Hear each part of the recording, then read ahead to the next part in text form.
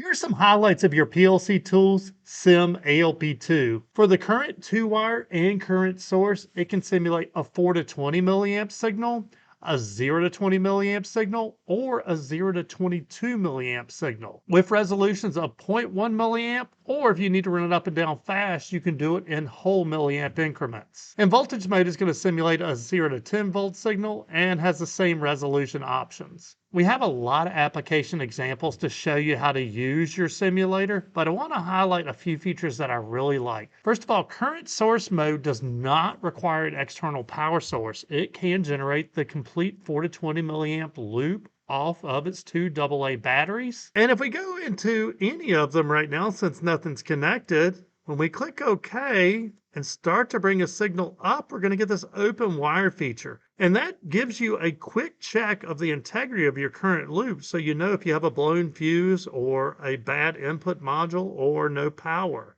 Also, if we press the OK button, we have the sweep, step, and custom profile, and these are automatic cycles that we can run.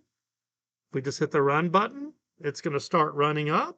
And if we hit the down arrow now, then we actually get a graph there so that if we have to walk away and check something, we can come back and see where it was at. Click here to purchase your PLC Tools Sim ALB2. This video just touches on a few of the highlights of this device. So I've created this playlist to get you familiar with it once yours arrives.